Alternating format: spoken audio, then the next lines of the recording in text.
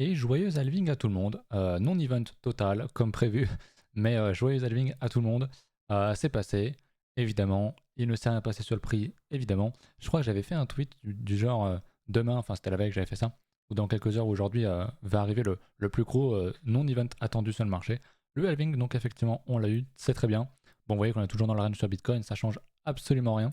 Donc on va passer à la suite globalement. Je crois que j'ai pas de news. Est-ce que je me suis mis des news de côté? Je crois que non. Il se passe pas grand chose à part le halving, mais là aussi, bon, bah, on se fait un petit peu chier concrètement. Donc, Bitcoin, toujours dans un range en hebdomadaire. On m'a fait une remarque sur mes deux scénarios. On m'avait dit, c'est marrant, mais tes deux scénarios, c'est uniquement bull, comme quasi tout le monde actuellement. Je me demande ce que ça ferait si le marché dump vraiment sur des niveaux que personne attend à voir. Alors, bon, je pense que déjà, il y avait beaucoup de monde qui était aussi bull quand on montait. Ça n'empêche pas de monter.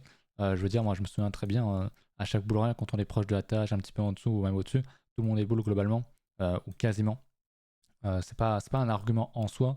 Maintenant, si vous voulez, je peux faire comme tout le monde, hein, ou en tout cas comme certaines chaînes YouTube, dire bah mon scénario 1 ça monte, soit ça descend. Mais je pense que ça apporte pas à grand monde enfin ça apporte pas grand chose à grand monde. Je vous partage mon avis, tout simplement. Mon biais est haussier, c'est vrai, mais je pourrais changer d'avis. Et si je change d'avis, bah, je vous le partagerai. Si j'ai des doutes, ça arrive des fois que je suis en daily ou en HK, dit là honnêtement, je j'ai pas de biais précis donc j'attends.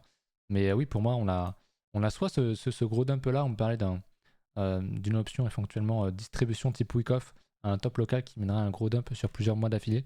Je pense comme quelque chose qu'on avait ici, sauf que pour moi ça ne coïncide pas. Pour moi on pourrait totalement faire euh, un schéma type d'accumulation, donc un gros range exactement comme je l'ai dressé ici.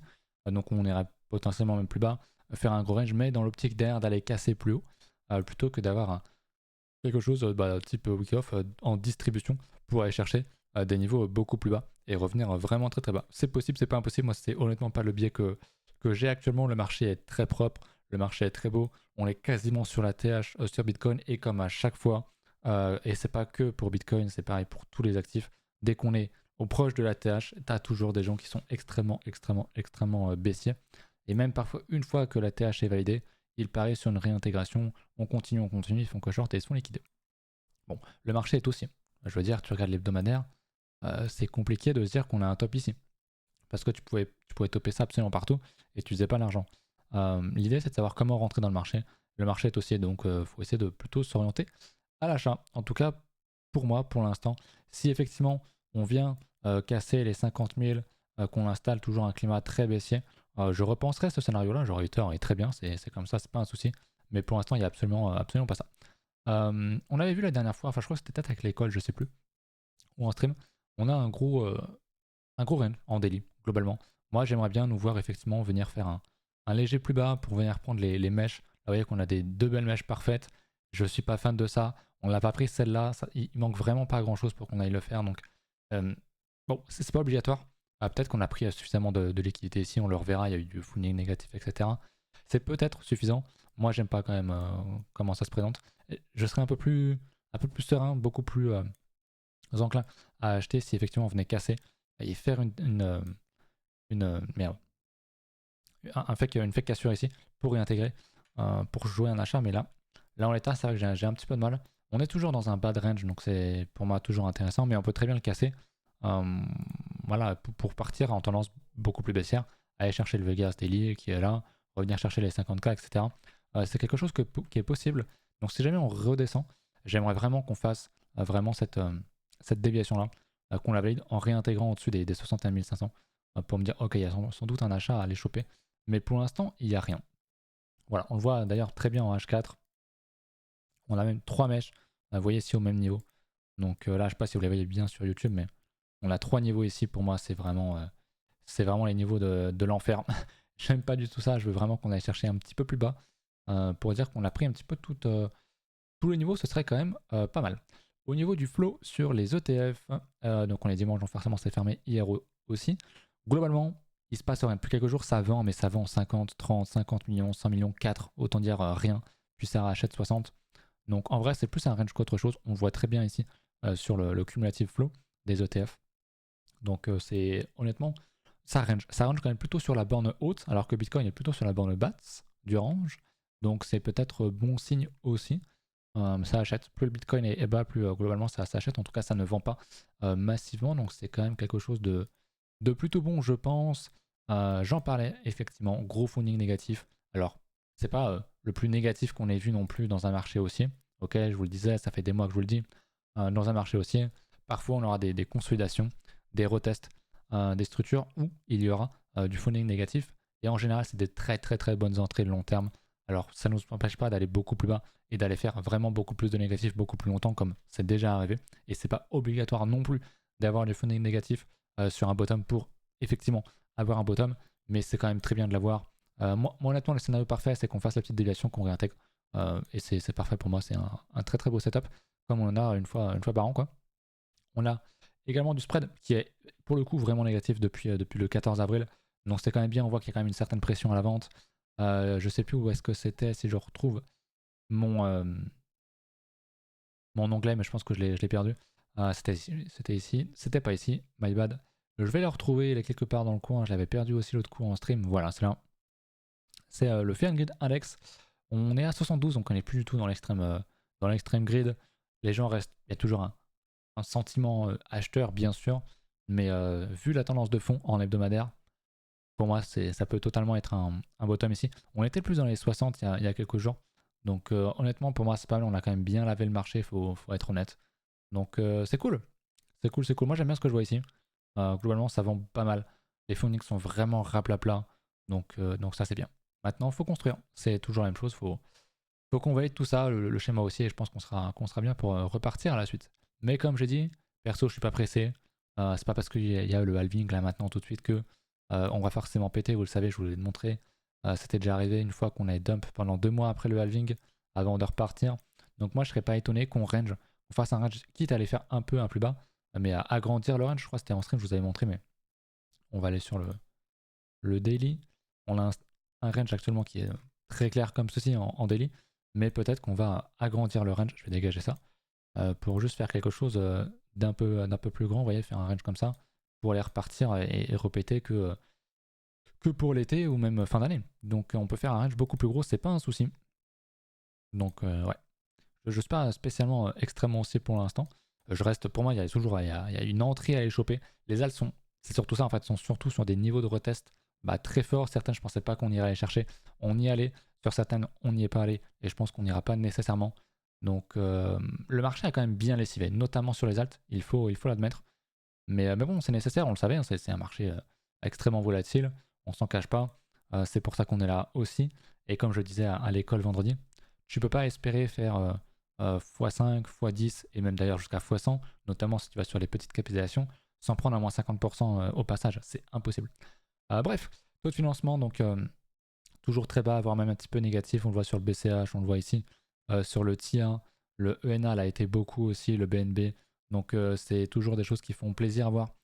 Le marché commence à être lessivé et encore une fois, on est dans une tendance de fond haussière avec des gens qui ont peur, donc c'est une très bonne chose. On va regarder un petit peu la map de liquidation, ça fait un petit moment, on va regarder sur 1 mois et 3 mois, mais je pense qu'on n'aura pas énormément de nouvelles. On voit que ça commence à charger un petit peu en dessous, c'est normal, hein, c'est le fameux niveau que je vous montrais, il y a beaucoup de liquidation théorique. Au-dessus, on a des niveaux, il y a déjà quasi 1 milliard, donc c'est vraiment énorme. On pourrait être amené à liquider énormément, sachant que c'est théorique, je vous le rappelle. On va regarder sur 3 mois. Je pense pas qu'on ait un range, on est plus en tendance. Donc c'est pour ça que pour moi, tous ces niveaux-là n'existent plus forcément. Encore une fois, c'est théorique. Donc tous les gens qui sont entrés en gros levier, leur liquidation était là. Sauf que depuis le temps, voilà, on a largement, ils ont largement pris des profits. Donc c'est pour ça qu'il faut faire attention. Moi, je ne dépasse pas les 3 mois. Je ne dépasse pas même le mois en général. Pour moi, c'est déjà même beaucoup. Mais on voit que ici, on a un beau range. Et surtout, je ne les prends pas en tendance. Parce que forcément, une fois que tu es en tendance, tu auras beaucoup de niveaux en dessous. Ils vont jamais être pris ces niveaux-là. On n'ira jamais reprendre les 40 000. Ils vont toujours rester en fait sur le graphique tant que le cours n'y va pas. Donc forcément, il y a beaucoup de niveaux. 2 milliards, on n'ira jamais. Là, pareil, il y a 3 milliards. Je pense pas que si on casse les 70 000, donc à la tâche, on aille prendre 700 millions, plus 3 milliards, plus 2 milliards, plus 3 milliards. Enfin, on va arriver à 10 milliards au bout du compte. Et je pense pas qu'on fasse des liquidations à 10 milliards. Il y aura peut-être sur les 24 heures pour faire une grosse mèche, il y aura peut-être 500 millions, 1 milliard, mais il n'y aura pas autant. Bref, on a un gros range. On voit qu'il y a beaucoup de niveaux au-dessus. Donc ça conforte mon idée d'aller un peu plus au-dessus. Mais encore une fois, le range est douloureux. Le range est long. Souvenez-vous ce que je vous dis à chaque fois, les ranges sont là pour faire mal, pour faire durer, pour faire perdre patience aux gens et pour leur faire perdre leur thune dans un range parce qu'ils vont acheter là, parce qu'ils vont aller vendre là, et ils vont juste faire n'importe quoi alors que le prix ne bouge pas. Le prix range, c'est le principe. Voilà. Voilà pour Bitcoin, je crois que j'ai pas grand chose d'autre à ajouter. Je vais re-regarder vos commentaires, mais je crois que j'avais rien de plus là-dessus. Merci en tout cas pour vos commentaires, ça fait toujours plaisir. Qu'est-ce qu'on va regarder Est-ce que j'avais autre chose à vous montrer là-dessus? Je crois pas. On va regarder évidemment Ether, comme à chaque fois.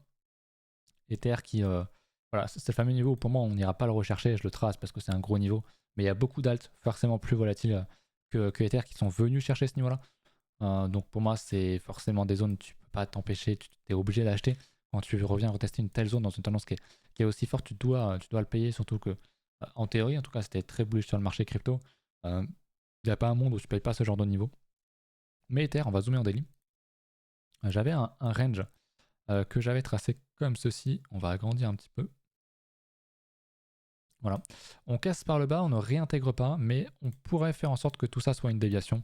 Ce serait pas mal, mais il faudrait vraiment que aujourd'hui, techniquement on close au-dessus, il faudrait voir en l'hebdo ou en 3 jours. Mais ouais, on close techniquement, on laisse que des mèches en dessous, donc c'est quand même plutôt bon signe. Je trouve pas forcément très très beau cette déviation là, je vais pas vous mentir. Donc à voir. Mais si effectivement on fait des clôtures daily au-dessus des 3200$, je pense qu'on pourra valider ça comme une déviation. Point important également, Vegas Daily, on l'a touché par 2 fois, donc historiquement quand même des très très très bonnes entrées. Donc assez beau, il faut l'admettre. Mais j'aimerais qu'on aille bien réintégrer ce range et qu'on réintègre les plus de 3000$ de manière assez sereine pour pouvoir reconstruire sur Ether bien sûr. Face à BTC, il a posé un bottom, donc c'est bien, il reprend un petit peu de force face à Bitcoin après avoir perdu énormément depuis fin février et même depuis le début d'année, mi-janvier. Donc c'est bien, on a touché ma fameuse zone de troll là, on emprunt à la banque et hypothèque à la maison. Donc moi je pense pas qu'on aille nécessairement beaucoup plus bas. Après la zone est très large donc on pourrait la faire durer. Même si Bitcoin monte, même si les alts montent, peut-être que Bitcoin sera encore plus fort et qu'on va peut-être pousser encore plus bas. Mais vous savez, plus on pousse ce niveau, pour moi plus ça vaut le coup d'acheter au niveau des alts. Au niveau de la dominance, très intéressant, très très important de suivre ce qui se passe sur la dominance. Parce que quand Bitcoin avait dumpé, on l'avait perdu pas mal de dominance. Donc les alts reprennent un peu de force depuis le 13. En même temps, vu le mouvement qu'on a eu, c'est normal. La question que je me pose, c'est en hebdomadaire, est-ce que on se resserre de cette zone qu'on a cassée comme support pour aller beaucoup plus haut et aller chercher ma fameuse zone des 57, 58%, voire jusqu'à 60% de dominance Bitcoin, ou alors est-ce qu'on va réintégrer? Je vais d'ailleurs dégager ça. Mais si on réintègre ici, pour moi, très clairement, on va avoir un gros mouvement haussier sur les alts. Mais comme j'ai dit, je serais très étonné que ça arrive là maintenant tout de suite. Juste après le halving, ça n'a jamais été le cas. Ça prend à minima quelques semaines. Donc vraiment, je pense qu'on va se faire chier les prochains mois, ou au moins ce mois-ci et le mois prochain. Donc à suivre. Mais ouais, je pense que c'est quand même quelque chose qui va prendre du temps. Et puis, comme à chaque cycle, avant la grosse baisse sur la dominance, on a une dernière, une bonne hausse en vrai, qui fait bien mal. Donc je pense qu'on pourrait totalement faire quelque chose comme ça, aller remonter pour enfin repartir dans une tendance très forte pour la fin d'année et pour 2025. Personnellement, je pense que c'est le plan. On n'ira pas à casser ce niveau de range là, des 51% dans les mois qui viennent. Peut-être fin d'année, mais c'est pas sûr. Et après, ça sera 2025, à mon avis. Voilà. Voilà pour ça, je vous rappelle, si jamais vous cherchez un exchange sans KYC, il y a BingX. N'hésitez pas à passer par mon lien, vous aurez pas mal de bonus si jamais vous passez par celui-ci. Qu'est-ce que je pourrais vous montrer de plus? Bien évidemment, les indices. Vu qu'on est sur les alts, c'est important. Le Total 3 qui du coup, lui, n'est pas revenu rechercher son fameux niveau, la fête. Donc comme Ether, il n'est pas venu rechercher ce niveau-là, il est allé pas loin. Donc franchement, je pensais pas qu'on allait tomber aussi bas. Mais pour moi, c'était full achat. Et c'est pour ça que je me dis, on peut range, on peut revenir rechercher, titiller un peu plus bas. Pourquoi pas aller retaper ce niveau-là, pourquoi pas repousser, mais globalement, tout ça, c'est une zone de bottom pour moi.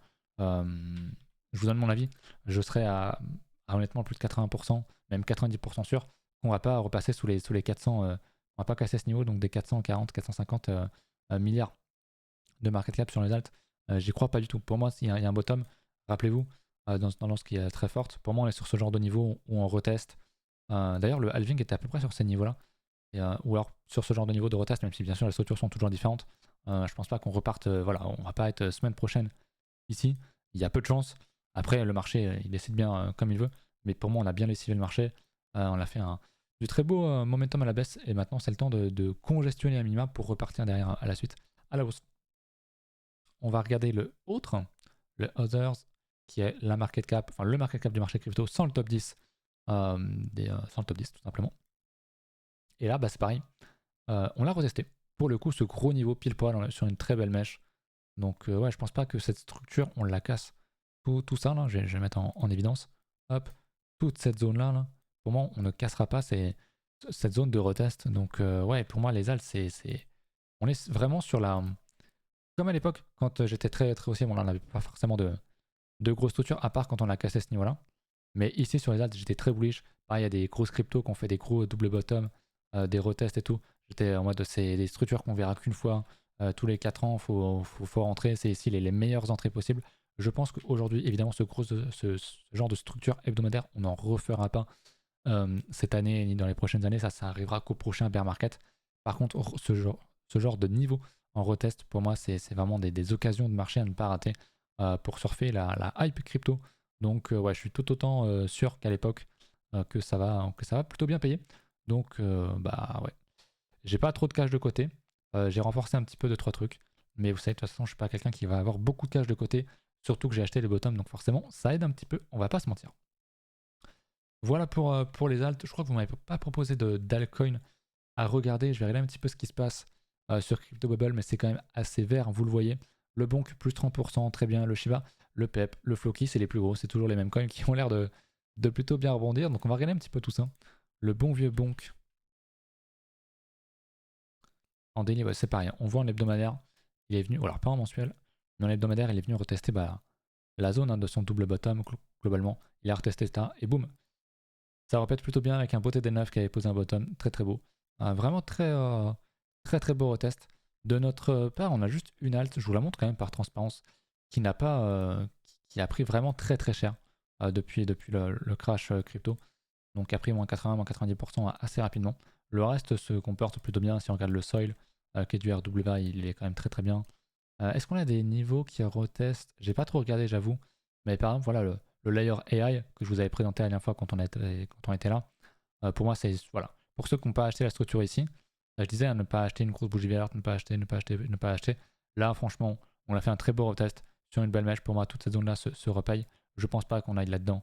Évidemment, je vais mettre plutôt jusqu'au niveau de la mèche ici. Pour moi, tout ça, ça se paye assez facilement. Il y a d'autres alts comme ça qui ont pris pas très cher. Je veux dire, quand on est dans une tendance haussière, on se met comme ça, ou même en log. Je veux dire, la tendance de fond elle est haussière. La structure était là, on l'a payé. Bon, le marché prend un peu tarif.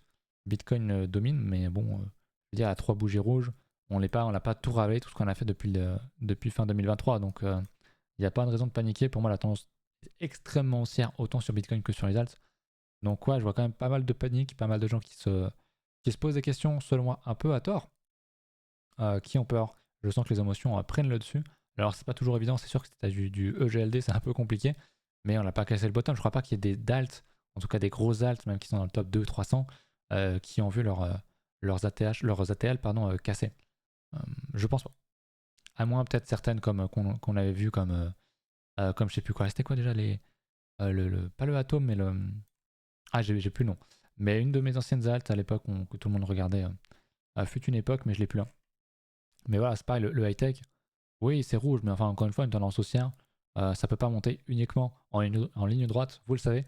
Et quand on fait ça, tout le monde sait que ça va arriver quand on est en tendance haussière. Mais une fois que ça arrive, bah, les gens paniquent et vendent, au lieu de conforter les positions et de racheter.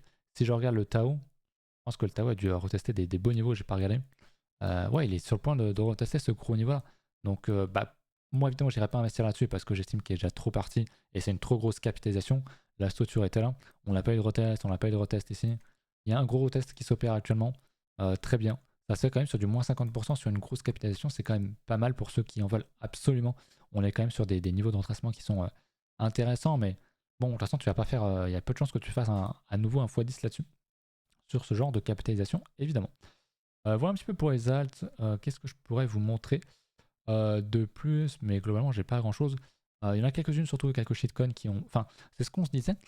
Les plus belles structures sont souvent sur les shitcoins qu'on a nous, qu'on regarde. Il y a quelques grosses alts qui ont quand même pas mal pris cher. On l'a vu avec EGLD. Ça va être pareil sur pas mal d'autres, je pense. Tiens, le Solana, il ressemble à quoi? Le Solana est toujours très fort. La tendance de fond est toujours haussière. On reteste. Je vais pouvoir dégager tout ce bordel là. Hop. Ça va pas me supprimer ça quand on sélectionne?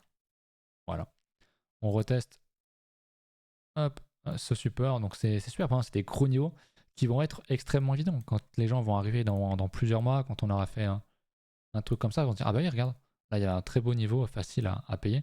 Et pourtant personne ne le paye. Mais c'est toujours pareil. Globalement, c'est toujours la même histoire. Donc oui, pour moi, c'est pas l'heure de paniquer. Alors oui, on peut me dire que je suis permabull.